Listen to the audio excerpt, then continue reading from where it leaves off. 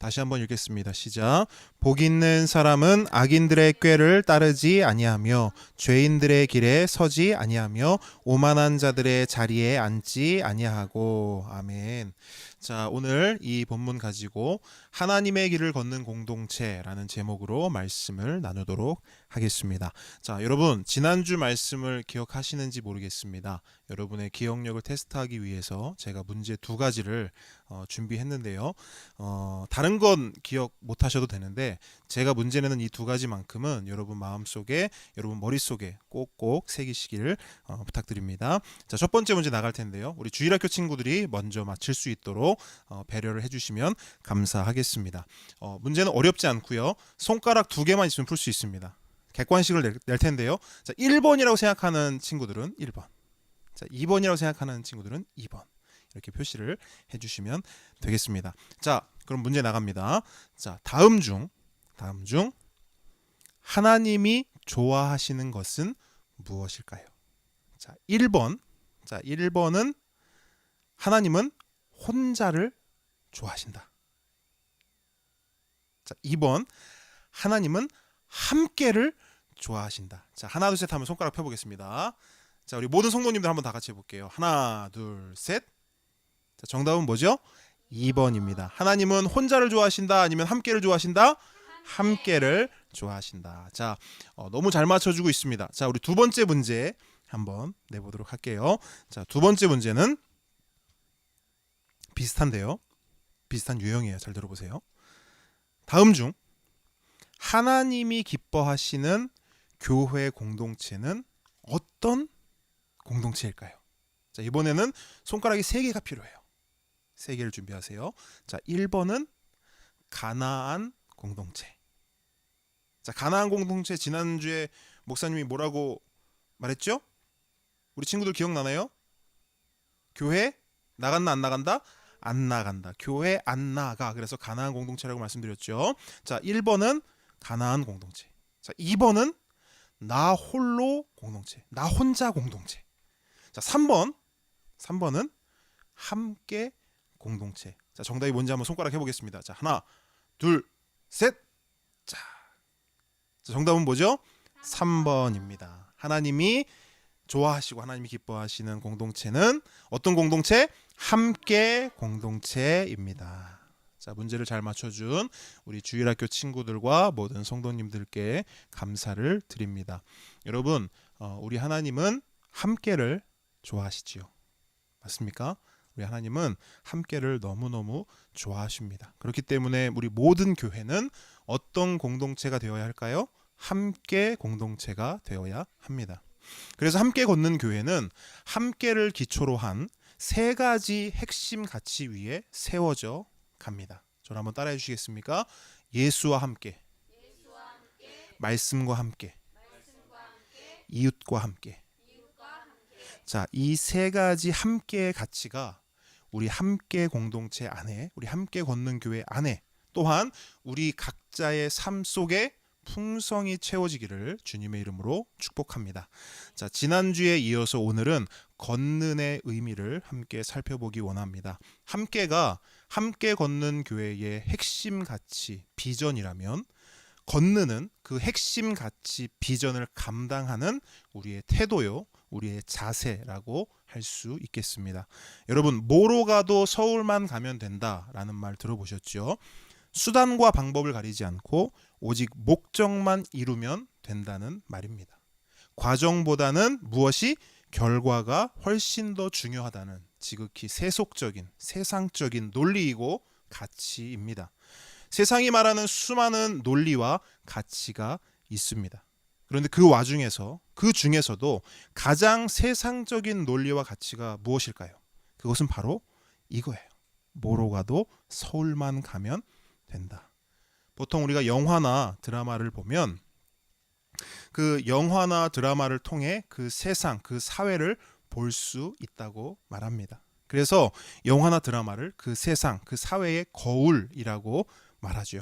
그 세상과 그 사회의 모습을 있는 그대로 반영하고 보여주는 것이 바로 영화요 드라마이기 때문입니다. 그런데 영화나 드라마, 우리가 최근에 보게 되는 그런 영화나 드라마를 보면 대부분 어떤 이야기를 가지고 내용을 풀어가고 있습니까? 결과를 위해서, 목적을 위해서, 과정을 무시하고 짓밟는 그러한 이야기가 내용의 대부분을 차지하고 있습니다. 내 욕심을 위해서라면 아무렇지도 않게 누군가를 배신합니다. 돈을 벌기 위해서라면 정의와 공의는 가볍게 무시합니다. 내 성공을 위해서라면 그 어떤 일도 마다하지 않습니다. 그야말로 뭐로 가도 서울만 가면 된다라고 하는 그 철저한 세상의 논리와 가치를 그대로 보여주는 것입니다. 그리고 그러한 세상이 바로 우리가 살아가는 세상의 민낯입니다. 물론 세상 사람들이 나는 그러한 논리와 가치로 살 거야. 내 맘이야. 아니, 내 인생 내 맘대로 못 살아? 라고 한다면 우리는 뭐라 할 수 없습니다. 로마에 가면 로마의 법을 따라 살듯이 세상 사람들이 세상의 논리와 가치로 산다는데 그걸 가지고 우리가 뭐라 할 수 없는 것이죠. 하지만 교회는 어떨까요? 교회도 그렇게 살아도 될까요? 그렇지 않다는 거예요. 교회는 그렇게 살 수 없습니다. 우리는 달라야 합니다. 교회는 세상의 논리와 가치를 거절해야 하고 세상의 방법을 거부해야 합니다. 그리고 교회는 하나님의 법, 하나님의 말씀을 따라 살아야 합니다. 세상의 길이 아니라 하나님의 길을 걸어야 하는 것입니다. 오늘 우리가 읽은 본문은 시편 1편은 바로 그러한 삶의 태도와 자세를 우리에게 말씀하고 있습니다. 다시 한번 본문을 보시겠습니까? 복 있는 사람은 악인들의 꾀를 따르지 아니하며 죄인들의 길에 서지 아니하며 오만한 자들의 자리에 앉지 아니하고. 아멘.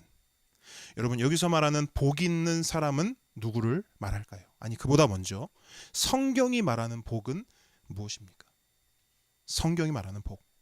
우리가 올 한 해 몇 번이고 되뇌었던 질문이고 우리가 수도 없이 고백했던 고백입니다. 여러분, 성경이 말하는 복은 무엇입니까? 하나님과 함께 하는 것이죠. 하나님과 함께 하는 것이 성경이 말하는 복입니다. 동의하십니까? 여러분, 그것이 우리에게 주어진 가장 큰 복이요, 우리가 누릴 수 있는, 우리가 소유할 수 있는 이 세상 그 어떤 것도 비교할 수 없는 그러한 복인 줄 믿습니다. 그렇다면 다시 한번 질문을 드립니다. 오늘 본문에서 말하는 복 있는 사람은 누구를 말할까요? 하나님과 함께하는 사람을 말합니다. 하나님과 함께하는 우리를 말해요. 하나님과 함께하는 나를 말해요. 뭐죠? 교회입니다. 우리 옆 사람에게, 특별히 우리 자녀들에게, 그리고 나 자신에게 이렇게 한번 축복해 줬으면 좋겠어요. 하나님과 함께하는 당신은 복 있는 사람입니다. 하나님과 함께하는 당신은 복 있는 사람입니다. 자, 이번에는 나를 축복하겠습니다. 하나님과 함께하는 나는 복 있는 사람입니다. 하나님과 함께하는 나는 복 있는 사람입니다. 여러분, 우리는 정말 복 있는 사람입니다. 그런데 오늘 본문을 보니까요, 복 있는 사람에게는 세 가지 특징이 있어요. 다시 한번 본문을 보시기 바랍니다. 복 있는 사람은 첫째, 악인들의 꾀를 따르지 않습니다. 둘째, 죄인들의 길에 서지 않습니다. 셋째, 오만한 자들의 자리에 앉지 않습니다. 여러분, 복 있는 사람이 가지는 특징이에요. 세 가지 특징이에요. 뭘 말하고 있습니까? 하나님과 함께하는 사람, 곧 교회는, 우리는, 나는 세상과 달라야 한다는 거예요. 세상과 다르다는 거예요. 같은 하늘 아래 살아가지만, 같은 땅을 밟고 살아가지만, 같은 공기를 마시며 살아가지만 사는 방식, 삶의 가치, 삶의 기준이 다르다는 거예요. 다른 말로 말하면 걸어가는 길이 다르다는 거예요. 함께 걷는 가족 여러분, 교회는요, 세상의 길을 걷는 공동체가 아닙니다. 교회는 하나님의 길을 걷는 공동체예요. 우리 함께 걷는 교회가 그런 공동체 되기를 주님의 이름으로 축복합니다. 그렇다면 하나님의 길을 걷는 것이란 무엇일까? 어떻게 하는 것이, 어떻게 삶을 살아야 너 정말 하나님의 길을 걷고 있어, 넌 정말 하나님의 길을 걷고 있는 거야 라는 소리를 들을 수 있을까요? 오늘 딱 두 가지만 한번 살펴보기를 원하는데요. 첫째, 여러분 하나님의 길을 걷는 것 무엇일까요? 그것은 바로 하나님과 동행하는 것입니다. 하나님의 길을 걷는 것이 뭐라고요? 하나님과 동행하는 것입니다. 늘 하나님의 손을 꽉 잡고, 저 옆에 있는 사람 손 한번 꽉 잡아보세요. 늘 하나님의 손을 꽉 잡고, 이번엔 팔짱을 한번 껴보세요. 하나님 팔짱을 딱 끼고 더 가까이 붙어보세요. 이렇게 하나님께 딱 달라붙어 있는 것, 이게 뭐라고요? 하나님과 동행하는 거라고요. 하나님 따로, 나 따로. 하나님은 저기 하늘 위에, 나는 이 땅 위에. 그렇게 따로따로 사는 삶이 아니라 이제 막 태어난 아기가 엄마 품을 찾듯이. 여러분, 아기가 이제 막 태어났어요. 그럼 뭐 하죠? 계속 찾죠. 엄마 품을 찾아요. 그리고 이제 막 연애를 시작한 연인은 어떻습니까? 떨어져 있어요? 아니면 딱 붙어 있어요? 딱 붙어 있죠. 그렇게 이제 막 연애를 시작한 연인이 딱 달라붙어 있듯이 언제 어디서나 설레는 마음으로 하나님과 동행하는 것이 뭐라고요? 하나님의 길을 걷는 것입니다. 여러분, 창세기 5장을 보면요, 하나님의 길을 걸었던, 정말 그 누구보다 철저하게 하나님의 길을 걸었던 한 인물이 등장합니다. 그의 이름은 에녹이에요. 에녹은 이 땅에서 365년을 살았습니다. 외우기 쉽죠? 몇 년 살았다고요? 365년을 살았어요.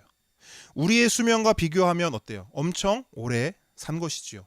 우리의 평균 수명을 90세로 잡아도 4배나 더 많이 살았던 그런 에녹이에요. 그런데 그 오랜 시간 에녹이 이 땅에 살면서 어떤 일을 했을까요? 생각해 보세요. 뭔가 그럴듯하고 대단하고 위대한 일을 했으니까 성경에 기록된 거 아니겠습니까? 창세기 5장 21절로 23절을 보면요, 그의 삶을 이렇게 기록하고 있어요. 제가 읽어드릴게요. 에녹은 65세에 무두셀라를 낳았고, 무두셀라를 낳은 후 300년을 하나님과 동행하며 자녀들을 낳았으며, 그는 365세를 살았더라. 자, 그는 365년 동안 어떤 일을 했습니까? 성경이 기록한 그의 유일한 업적은 뭐예요? 자녀를 낳은 거예요. 그가 한 일은 자녀를 낳은 거예요. 물론 자녀를 낳는 것 너무나 중요하고 귀한 일이고 축복된 일입니다. 하지만 자녀를 낳는 것이 성경에 기록되어야 할 만큼 특별한 업적이냐라고 묻는다면 꼭 그렇지는 않은 것이지요. 그렇다면 왜 에녹은 성경에 그의 이름이 기록되어 있을까요? 분명 다른 이유가 있을 것입니다. 22절 말씀을 제가 읽어드릴 텐데 한번 들어보세요. 22절 말씀을 들으면서 딱 한 단어만 여러분 캐치를 한번 해보세요. 무두셀라를 낳은 후 300년을 하나님과 동행하며 자녀들을 낳았으며. 자, 24절 말씀도 한 번 더 읽어드릴 텐데 한 번 더 여러분 단어를 캐치해 보세요. 에녹이 하나님과 동행하더니 하나님이 그를 데려가심으로 세상에 있지 아니하였더라. 아멘. 자, 에녹이 하나님과 뭐 했다고요? 동행하였더라. 자, 여러분, 에녹은 365년 동안 자녀를 낳은 것 외에 딱 한 가지를 했어요. 그게 뭐라고요? 동행했습니다. 여러분, 하나님의 길을 걷는다, 하나님의 길을 걸읍시다, 하나님의 길을 걸어갑시다 라고 하면 여러분 어떤 느낌이 드십니까? 결국 가벼운 느낌은 아닐 거예요. 왜 그러냐? 하나님의 길이라는 말이 주는 그 무게감과 비장함이 있기 때문이에요. 더 나아가 부담감과 두려움까지도 느껴지는 것이 바로 하나님의 길이라는 그 뉘앙스이기 때문입니다. 그래서 하나님의 길을 걸어갑시다. 하나님의 길을 걸어가세요. 뭐 하고 있습니까? 하나님의 길을 걸어가야지요 라고 말하면 뭔가 대단한 일을 해야 할 것 같고, 그렇죠? 뭔가 어떤 위대한 업적을 남겨야만 할 것 같은 그런 부담감과 그런 두려움이 우리 안에 자연스럽게 생기게 됩니다. 하지만 에녹의 삶을 한번 보세요. 그런 부담감과 두려움은 하나님의 길이라는, 하나님의 길을 걸어가야 한다라고 했을 때 그 두려움과 그 부담감은 어쩌면 우리가 만들어낸 오해요, 편견이 아닐까 생각해 봅니다. 365년이라는 에녹의 삶은 평범함 그 자체였어요. 그는 자녀를 낳았어요. 결혼했고 자녀를 낳았습니다. 그렇게 그냥 살았어요. 그 흔한 신앙의 강증이나 놀랍고 위대한 믿음의 이야기 같은 것 성경에는 기록되어 있지 않습니다. 어쩌면 성경에서 누가 우리의 평범한 이런 삶과 누가 가장 닮아 있는가라고 한다면 에녹이라고 말할 수 있을 정도로 에녹은 정말 평범한 삶을 살았어요. 그런데 하나님은 그의 삶을 어떻게 평가하는가? 여러분 히브리서 11장으로 한번 가볼게요. 그러한 평범한 삶을 살았던 에녹을 하나님은 뭐라고 말씀하시는가? 히브리서 11장 5절 말씀을 한번 같이 읽어볼게요.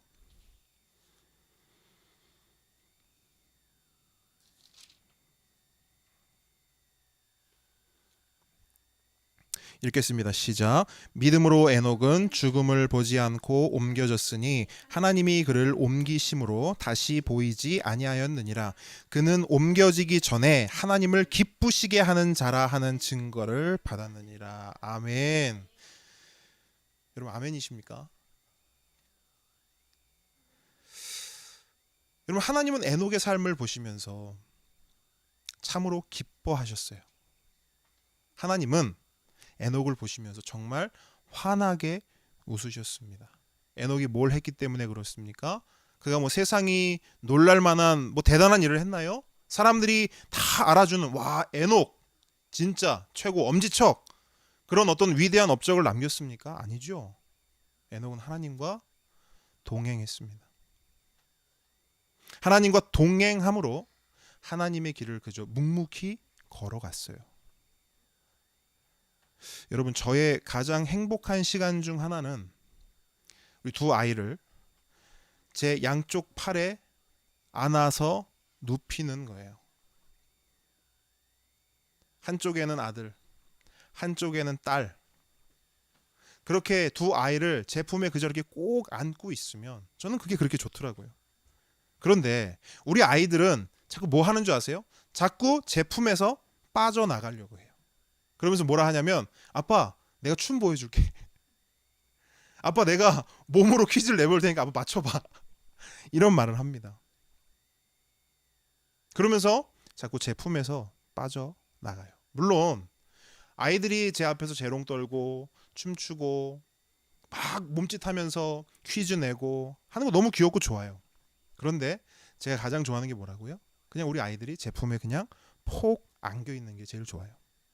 살과 살을 부딪히면서 서로 안고 서로 품어주면서 그렇게 있는 모습이 저는 제일 좋더라고요.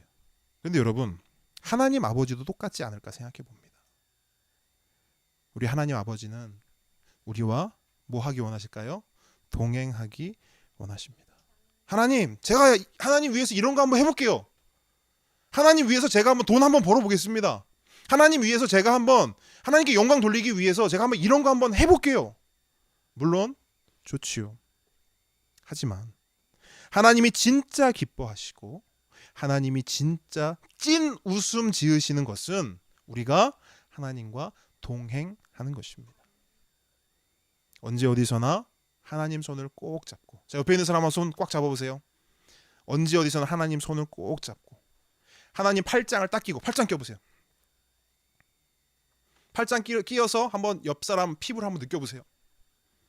이렇게 하나님께 딱 달라붙어서 살아가는 것.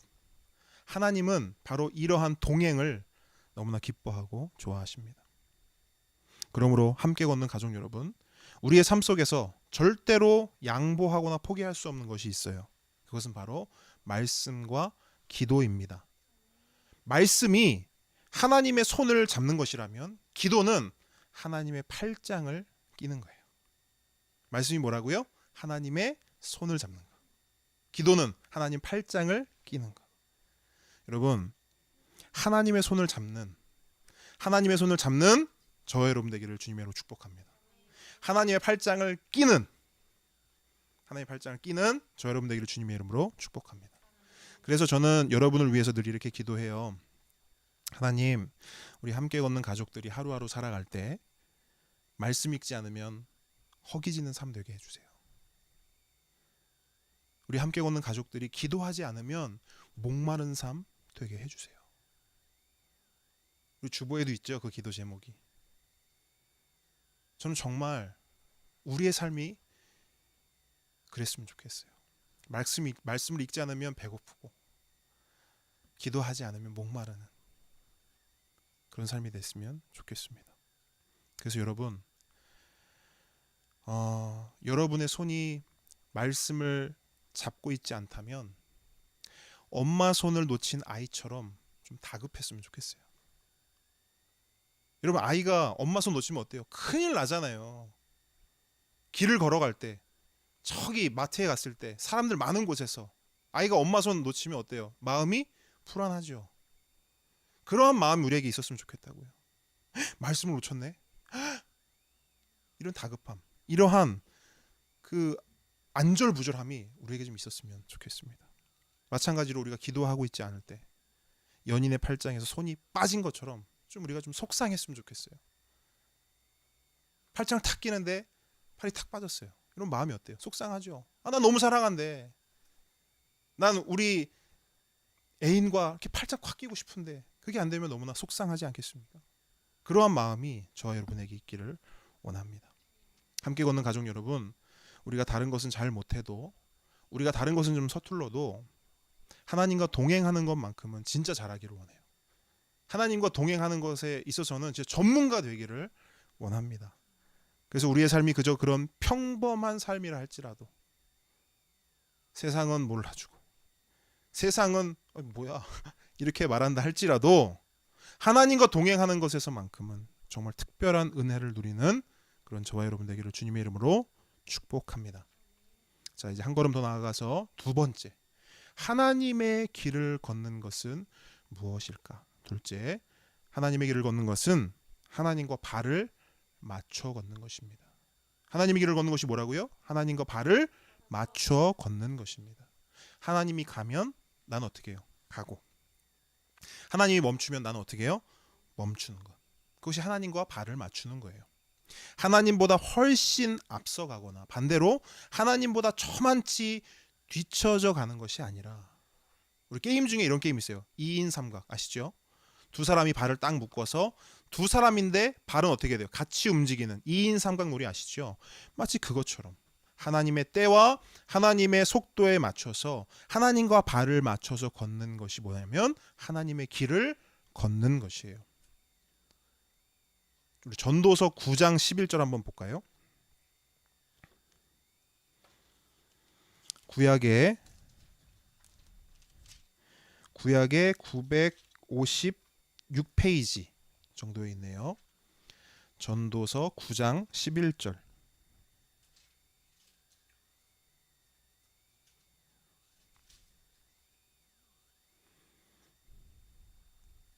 자, 한 목소리 읽겠습니다. 시작. 내가 다시 해 아래에서 보니 빠른 경주자들이라고 선착하는 것이 아니며 용사들이라고 전쟁에 승리하는 것이 아니며 지혜자들이라고 음식물을 얻는 것도 아니며 명철자들이라고 재물을 얻는 것도 아니며 지식인들이라고 은총을 입는 것이 아니니 이는 시기와 기회는 그들 모두에게 임함이니라. 아멘. 자, 여러분, 우리의 삶을 살다 보면 정말 이해되지 않는 일들이 일어나는 것을 우리는 보게 돼요. 목격하게 돼요. 방금 읽은 말씀처럼, 자, 달리기가 아무리 빠른 사람이라도 무조건 달리기에서 이기는 게 아니래요. 자, 우리 친구들 한번 잘 들어보세요. 토끼와 거북이가 경주하면 누가 이깁니까? 토끼가 이기죠. 왜죠? 토끼가 더 빠르기 때문에. 그런데 우리가 동화를 보면 토끼와 거북이가 경주하면 누가 이깁니까? 거북이가 이겨요. 이상하지 않습니까? 달리기 경주를 해요. 그럼 누가 이겨야 되냐면 발 빠른 사람이 이겨야 되는 거예요. 그런데 우리가 살다 보면 어떤 일이 일어나요? 거북이가 이기기도 한다는 것이죠. 자, 힘센 용사라고 해서 무조건 전쟁에서 승리하는 것도 아니에요. 다윗과 골리앗이 싸워요. 누가 이겨요? 누가 이겨야 돼요? 골리앗이 이겨야 돼요. 근데 성경에서 뭐라고 말해요? 누가 이겼다고 말해요? 다윗이 이겼다고 말해요. 참 이해 안 되는 일이죠, 그죠? 분명히 조건만 보고 상황만 보면 골리앗이 이겨야 돼요. 그런데 성경은 다윗이 이겼다고 말합니다. 마찬가지예요. 방금 읽었던 말씀처럼 지혜가 있다고 해서 먹을 것이 생기는 것이 아니래요. 총명하다고 해서 재물을 모으는 것도 아니래요. 공부 좀 했다고 해서 늘 잘 되는 것도 아니래요. 여러분 생각해 보세요. 학창 시절 공부 정말 잘하던 친구들 있었을 겁니다. 여러분 친구들 중에도. 그 친구들 지금 뭐 하고 있습니까? 반대로 학창 시절 때 공부 진짜 못했던 친구들도 있을 거예요. 그 사람 지금 어떻게 살고 있죠? 우리가 기대하고 상상하고 생각했던 것과 꼭 일치하진 않아요. 야, 쟤 공부 진짜 잘했으니까 쟤 진짜 성공했겠지? 그렇지 않다라는 거예요. 여러분 우리들을 보세요. 여러분 각자를 한번 보세요. 우리는 어떻게 살고 있습니까? 우리가 기대하고 계획한 삶을 살고 있습니까? 만약 제가 이렇게 묻는다면 대부분은 고개를 이렇게 하는 게 아니라 대부분 이렇게 하실 거예요. 그렇지 않아요. 우리가 계획하고 우리가 꿈꾸던 대로 살아가고 있지 못해요. 왜 그럴까요? 여러분, 왜 우리의 삶은 내 뜻대로 내 계획대로 되지 않을까요? 왜 올 한 해 코로나로 죽을 둥 살 둥 왜 우리는 그렇게 해야 할까요? 우리 인생의 주도권이 우리에게 나에게 있지 않기 때문이에요. 방금 읽은 전도서 9장 말씀에 1절을 한번 보세요. 제가 읽어드릴게요. 이 모든 것을 내가 마음에 두고 이 모든 것을 살펴본즉, 그러니까 살면서 쭉 봤다는 거예요. 인생을 봤다는 거예요.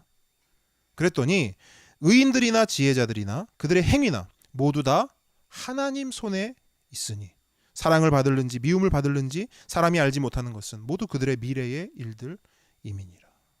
뭐라고 말하는 거예요? 우리 인생의 주도권이 누구에게 있다고 말씀하시는 거예요? 모두 다 하나님의 손에 있다는 거예요. 우리가 잘 아는 말씀이 있어요. 잠언의 16장 9절에서도 이렇게 말씀해요. 사람이 마음으로 자기의 길을 계획할지라도 그의 걸음을 인도하시는 이는 누구시다? 여호와시니라. 아멘. 우리는 계획해요. 하지만 주도권은 우리에게 있지 않아요. 여러분, 우리의 인생 주도권을 가지신 분, 우리 인생의 걸음걸음을 인도하시는 분은 오직 하나님이십니다. 동의하십니까? 그렇다면 우리가 할 수 있는 이 말에 동의한다면, 인생의 주도권, 우리 인생의 걸음걸음 하나님 손에 있지 라고 하는 이 말씀에 동의한다면 우리가 할 수 있는 가장 지혜로운 선택은 무엇일까요? 어떻게 해야 야, 너 인생 참 잘 살았다 라는 그런 이야기를 들을 수 있을까요? 딱 하나예요. 하나님과 발을 맞춰 걷는 거예요. 하나님이 가면 나도 가고 하나님이 멈추면 나도 멈추는 것.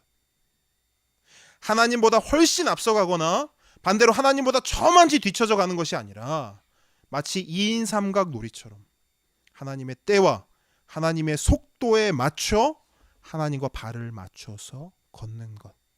그것이 우리 인생들이 할 수 있는 가장 지혜로운 선택이요, 가장 지혜로운 그러한 삶이라는 것입니다. 물론 이것이 쉽지는 않죠. 쉽지는 않습니다. 왜냐하면 우리는요, 내 뜻대로 내 맘대로 하려고 하는 그 자기 중심성이 너무나 강하기 때문이에요. 아까도 말했지만 우린 동의해요. 하나님에게 주도권이 있습니다. 동의합니다. 내 걸음걸음을 하나님이 인도하십니다. 우린 동의해요. 하지만 내가 동의하고 선택하고 결단한 그 마음보다 훨씬 더 강한 것이 뭔지 아세요? 내 안에 있는 자기 중심성이에요. 내 마음대로 하고 내 뜻대로 하려고 하는 그 자기 중심성이 너무나 강한 거예요. 우리는 신위보다 인위에 훨씬 더 길들여져 있어요. 하나님의 뜻대로 살아가는 것보다, 하나님의 말씀대로, 하나님의 말씀에 순종하며 살아가는 것보다 그저 내 뜻대로, 내가 지금까지 살아온 경험대로 살아가는 그러한 인위의 마음에 우리가 훨씬 더 길들여져 있다는 거예요. 우리 모두는 각자의 생각이 있어요. 각자의 계획이 있습니다. 심지어 우리에게는요, 웬만해서는 꺾이지 않는 나름의 고집도 있어요. 각자 다 있습니다. 게다가 하나님의 때가 좀 이렇게 선명하게 분명하게 좀 보이면 좋은데요. 하나님의 때가 선명하게 분명하게 보입니까? 아니, 선명하고 분명한 거는 둘째 치더라도 하나님의 때 자체가 사실 보이지 않죠. 보이지 않아요. 우리는 알 수 없어요. 하나님의 속도는 어때요? 하나님이 좀 해주실 거면 조금 이렇게 좀 해주시면 좋은데, 조금 땡겨서 한 달만, 두 달만, 세 달만 앞당겨서 좀 해주시면 좋은데, 내년에 해주실 거 올해 해주시면 좀 좋은데. 근데 하나님의 속도가 그렇던가요? 아니에요. 우리가 토끼라면 하나님은 거북이와 같아요. 우리의 마음이 토끼와 같은 조급함이 있다면 하나님은 그런 조급함 대신 여유롭게 하나님의 뜻을 펼쳐가세요. 그러니까 맞지가 않는 거예요. 그러다 보니까 어떻게 돼요? 내 힘으로 해보겠다고 토끼처럼 이리 뛰고 저리 뛰어요. 내 힘으로, 내 발로, 내 빠른 발로 내가 어떻게든 해보겠다고, 이겨보겠다고 발 빠르게 움직입니다. 그러다 어떻게 돼요? 거북이한테 지는 거예요. 골리앗처럼 내 힘을 믿기도 해요. 내 머리와 내 경험을 의지하기도 합니다. 그러다가 어떻게 돼요? 실패와 좌절의 바닥을 경험하게 되죠. 그게 우리예요. 그러니까 여러분, 하나님과 발 맞춰 걷는 것이 얼마나 어렵습니까? 여러분, 이스라엘 백성이 출애굽한 후에 광야를 얼마 동안 걸었습니까? 40년을 걸었죠. 그런데 사실 그렇게 오랫동안 걸을 그 길은 아니었어요. 애굽에서 가나안까지 직선 거리로 하면 대략 320km 정도가 돼요. 곧바로 가면 일주일이나 열흘 정도 걸릴 거리예요. 그러니까 이스라엘 백성 중에 노약자도 있고 가축도 있고 200만이었잖아요. 그 많은 숫자가 이동하는 걸 감안해서 아주 천천히 갔다 하더라도 한 달 이상 걸릴 거리는 아니라는 거예요. 그런데 그 길을 몇 년을 걸었다고요? 40년을 걸어요. 이해가 되세요? 이해가 안 되죠. 여러분, 우리도 이해가 안 되는데 당사자인 이스라엘은 이해가 될까요? 이해 안 됩니다. 그래서 이스라엘이 하나님께 그렇게 묻고 따진 거예요. 반항한 거예요. 그래서 이스라엘이 어떻게 돼요? 하루는 토끼가 되기도 하고 하루는 골리앗이 되기도 하고 아주 뭐 난리였죠. 그런데 하나님은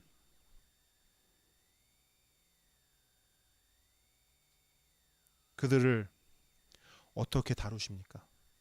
신명기 8장 2절에 보면 하나님 이렇게 말씀하세요. 내 하나님 여호와께서 이 40년 동안에 네가 광야 길을 걷게 하신 것을 기억하라. 이는 너를 낮추시며 너를 시험하사 내 마음이 어떠한지 그 명령을 지키는지 지키지 않는지 알려 하심이라. 여러분, 하나님은 40년 동안 그들을 낮추셨어요. 그들을 시험하고 연단하셨습니다. 그들의 마음을 점검하셨어요. 특별히 하나님의 말씀에 순종하는지 여부를 보셨어요. 하나님은 이스라엘을 훈련시키신 것이죠. 40년 동안이요. 그런데 이러한 것들을 훈련시키는 방법 중에 하나가 무엇인지 아세요? 가장 대표적인 거 바로 구름 기둥과 불 기둥이에요. 여러분, 200만 명이나 되는 그 이스라엘 백성이 한꺼번에 이동할 때가 있어요. 언제죠? 구름 기둥과 불 기둥이 전진할 때예요. 구름 기둥과 불 기둥이 전진해야만 그 200만 명이 움직입니다. 반대로 이스라엘 백성이 멈출 때가 있어요. 언제죠? 구름 기둥과 불 기둥이 멈출 때 그들은 멈췄어요. 이게 뭐냐? 이게 바로 하나님과 발을 맞춰 걷는 거예요. 하나님의 때와 하나님의 속도에 나의 때와 나의 속도를 맞추는 것. 바로 이러한 삶이 하나님의 길을 걷는 삶이에요. 이러한 공동체가 있다. 그렇다면 바로 그 공동체가 하나님의 길을 걷는 공동체인 거예요. 함께 걷는 가족 여러분, 우리 인생의 주도권을 가지신 분은 누구십니까? 우리 인생의 걸음걸음을 인도하시는 분은 누구세요? 오직 하나님 한 분이십니다. 그렇다면 우리는 마땅히 하나님과 발을 맞춰 걸어야 해요. 그런데 문제가 뭐예요? 오늘날 우리에게는 구름 기둥과 불 기둥이 없어요. 그럼 우리 어떻게 해야 되죠? 감사하게도 하나님께서는 우리에게 구름 기둥과 불 기둥보다 더욱 확실한 은혜를 주셨어요. 바로 성령 하나님이세요. 성령 하나님께서 우리 안에 역사하시고 우리로 하여금 하나님의 때와 속도를 알게 하세요. 그리고 하나님의 때와 속도에 순종하게 하십니다. 아까 말씀드렸죠. 우리 힘으로는 안 돼요. 왜? 자기 중심성, 인위. 하나님의 뜻보단 내 뜻, 하나님의 계획보단 내 계획, 하나님의 방법보다는 내 방법, 내 경험, 내 지식, 내 생각, 이런 것들이 앞서기 때문에 우리 힘으로는 안 된다고요. 그래서 하나님은 이스라엘 백성에게 구름 기둥과 불 기둥을 주셨듯이 우리에게 성령 하나님을 주신 거예요. 함께 걷는 가족 여러분, 우리의 삶이 하나님의 때와 하나님의 속도에 딱 맞아떨어지는 그런 삶 되기를 축복합니다. 그래서 성령님이 가라 하시면 가고, 성령님이 멈춰라고 말씀하시면 멈추는, 그렇게 하나님과 발을 맞춰 걸어가는 그러한 복된 삶 되기를 주님의 이름으로 축복합니다. 말씀을 맺습니다. 우리의 인생과 신앙의 여정은 단거리가 아니라 장거리 경주예요. 자, 여러분, 멀리 가기 위해 필요한 것은 뭐냐면 더 많은 것들을 챙기는 게 아니에요. 멀리 가기 위해서는 우리의 가방과 우리의 주머니를 최대한 비우고 꼭 필요한 것만 챙기는 것, 그것이 필요해요. 다른 말로 선택과 집중이 필요한 것이죠. 그럼 우리는 무엇을 선택하고 무엇을 집중해야 할까요? 첫째, 하나님은 우리가 하나님과 동행하는 것을 선택하기 원하세요. 우리 인생은 장거리예요. 뭘 선택하느냐? 하나님과 동행하는 것을 선택하는 우리 모두가 되기를 축복합니다. 둘째, 하나님은 우리가 무엇에 집중하기 원하시냐? 하나님은 우리가 하나님의 발을 맞춰 걷는 것에 집중하기를 원하세요. 이 두 가지예요. 우리의 인생 여정 깁니다. 우리의 신앙 여정 길어요. 선택과 집중해야 돼요. 동행을 선택하세요. 발 맞춰 걷는 것에 집중하시기 바랍니다. 그렇게 우리 함께 걷는 교회가 하나님의 길을 뚜벅뚜벅 걸어가는 그러한 걷는 공동체가 되기를 주님의 이름으로 축복합니다.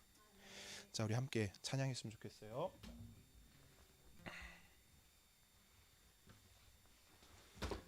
자, 우리 주님 말씀하시면 우리 한 번 더 찬양할 텐데요. 받은 말씀 기억하시면서, 받은 말씀 마음에 새기시면서 우리 찬양, 우리 기도라 생각하시고 함께 고백하며 나아갑니다.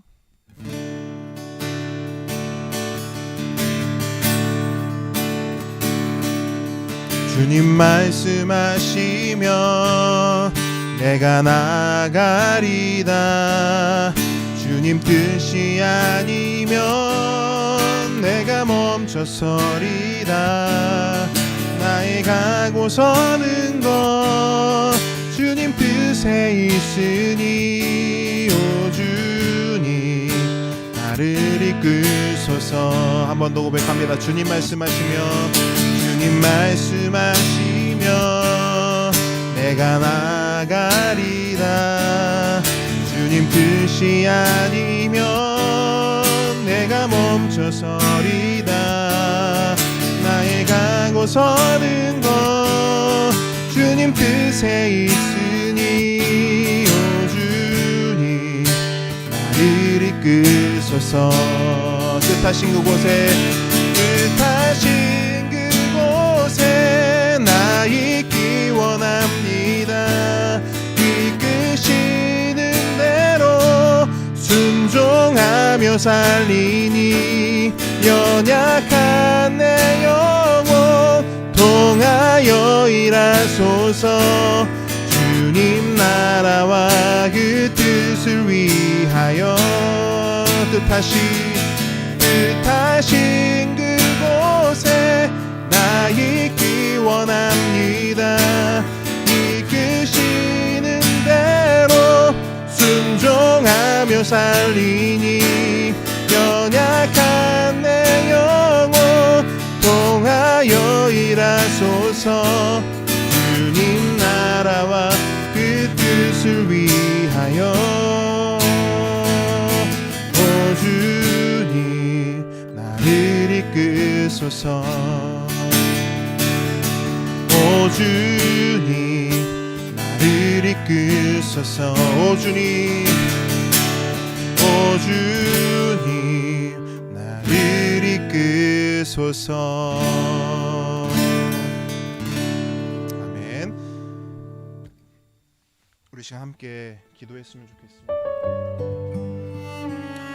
우리 받은 말씀 기억하시면서 세 가지만 결단하면서 좀 기도했으면 좋겠는데요. 먼저 좀 이렇게 기도했으면 좋겠습니다. 하나님, 우리가 같은 하늘 아래 살아가지만 같은 땅을 밟고 살아가지만 우리의 사는 방식, 우리의 삶의 가치, 삶의 기준이 완전히 다른 우리가 되기를 원합니다. 세상의 길이 아닌 하나님의 길을 걸어가는 그런 교회가 되고 그런 우리가 되기를 정말로 원합니다. 하나님, 우리에게 은혜를 주십시오. 혹시 이 기도 제목까지 함께 기도하며 나아갑니다.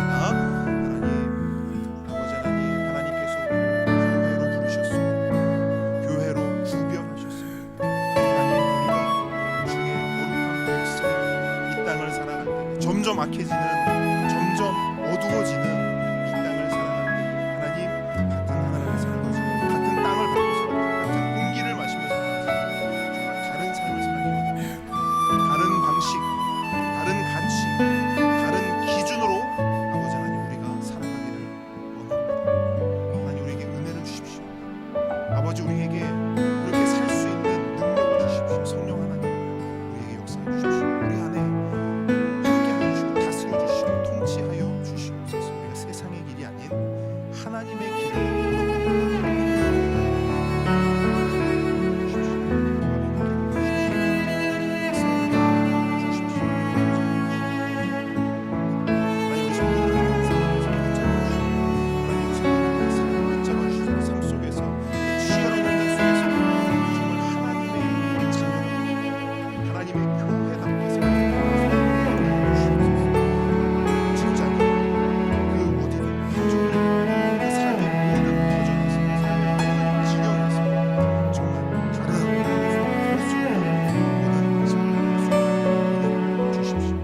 한 번 더 기도하겠습니다.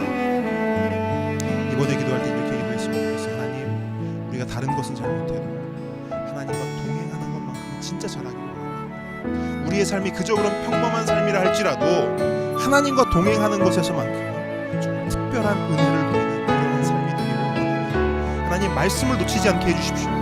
하나님, 기도를 놓치지 않게 해주십시오. 말씀을 읽지 않으면 허기지게 하시고 기도하지 않으면 목마르게 해주십시오. 성령 하나님, 은혜를 주십시오. 함께 기도하며 나아갑니다. 주십시오. 하나님과 손잡고 하나님께 딱 달라붙어서 하나님과 삶이 하나님, 내 삶 속에서 다른 어떤 것, 내가 뭔가를 하려고 하고 내가 하나님을 위해서 뭔가를 하겠습니다 라고 하고 아버지 하나님, 정작 하나님과 멀어지는, 하나님과 떨어지는 그러한 어리석은 인생 되는 것이 아니라 정말 다른 무엇보다 하나님과 붙어있는 것, 하나님과 함께하는 것에 목숨 거는, 그것을 최우선순위로 하는 우리가 되게 하여 주시옵소서. 아버지 하나님, 우리의 삶이 평범하다 할지라도 하나님과 동행하는 삶이라면 그 삶이 정말 특별한 삶임을 고백하는 하나님, 그러한 특별한 삶이 되기를 원합니다. 하나님, 말씀을 놓치지 않게 해주십시오. 하나님, 기도를 놓치지 않게 해주십시오. 말씀을 읽지 않으면 배고프게 하시고 아버지 하나님, 기도하지 않으면 목마르게 해주십시오. 아버지 하나님, 정말 아버지 하나님, 영적으로 무감게 해줘서 말씀을 읽지 않아도 배고프지 않고 기도를 하지 않아도 목마르지 않는 그러한 인생 되지 않고 하나님, 우리에게 은혜를 주십시오. 성령 하나님, 우리에게 은혜를 주십시오. 말씀을 더욱더 붙잡고 기도를 붙잡는 은혜를 주십시오. 우리 한 번 더 기도하겠습니다. 마지막으로 기도할 때 이렇게 기도했으면 좋겠습니다.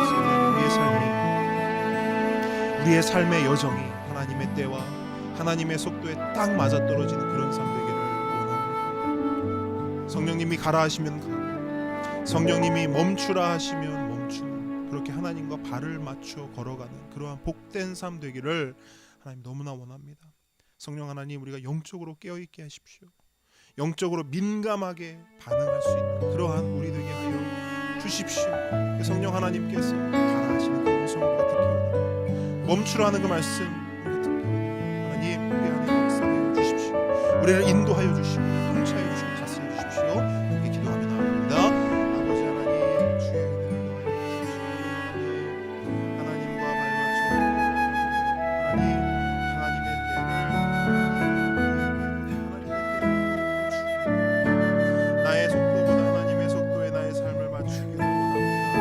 아버지 하나님, 이해되지 않더라도 아버지 하나님, 너무나 막막하고 너무나 갑갑하고 알 수 없다 할지라도 하나님, 그럼에도 불구하고 하나님의 때와 하나님의 속도에 우리의 삶을 맞추기를 내 고집대로 내 마음대로 내 자기 중심성대로 살아가는 것이 아니라 하나님의 은혜를 따라 하나님의 인도하심을 따라 하나님의 함께 하심을 따라 주시옵소서.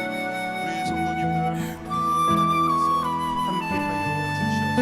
성령님이 가라 하시면 멈추라 하시면 멈추고 그러한 우리 모든 성도들 되게 하여 주시옵소서. 그것이 가장 복된 길이요, 그것이 가장 지혜로운 선택임을 깨닫게 하여 주시옵소서. 하나님, 성령 하나님, 영적으로 아버지를 민감하게 반응하기를 원합니다. 하나님 은혜를 주시고 하나님께서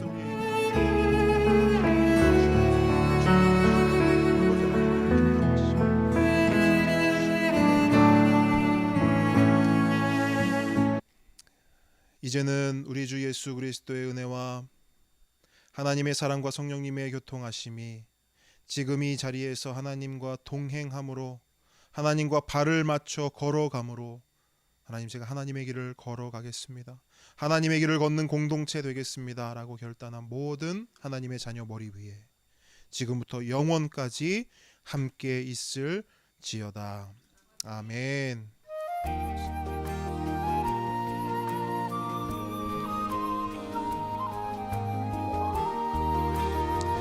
자, 여러분, 교회 소식 알려드립니다. 여러분, 그 교회 소식 그 카톡으로 저희가 이제 앞서 보내드렸는데 제가 한 번 더 공지하고 여러분들 주보 참고하셔서 다시 한번 숙지하셨으면 좋을 것 같습니다. 이제 오늘로 이제 개척 1주년 특별 시리즈 설교 이제 3주차를 함께 나눴고요. 이제 다음 주 마지막 4주차 한 주를 남겨두고 있습니다. 우리 기대하는 마음으로 또 은혜를 사모하는 마음으로 저를 위해서 기도해 주시고 또 은혜 받을 여러분들 각자를 위해서 좀 기도하면서 우리 말씀을 받았으면 좋겠습니다. 성탄절 예배 안내 드립니다. 성탄절의 주인공이신 예수님께 먼저 우리 감사와 찬양 그리고 우리의 박수로 영광 드리겠습니다. 자, 여러분, 올해 성탄 예배는 우리가 함께 이렇게 모여서 예수님께 감사하고 또 예수님의 오심을 좀 기억하고 기념했으면 참 좋겠지만 올해는 이제 코로나 상황 때문에 그렇게 하기가 쉽지 않을 것 같아요. 그래서 올해 성탄절 예배는 각 가정에서 드리겠습니다. 대신에 예배를 위한 각 가정에서 가정 예배로 성탄 예배를 드릴 수 있도록 성탄 예배 패키지를 준비했습니다. 그래서 24일 날 저와 전도사님이 여러분 각 가정으로 성탄 예배 패키지를 배송해 드립니다. 그래서 그 성탄 예배 패키지 안에는 이제 예배 순서지, 그 다음에 가족끼리 할 수 있는, 그다음에 우리 또 주일학교 친구들이 좀 이렇게 할 수 있는 것들이 들어 있고요.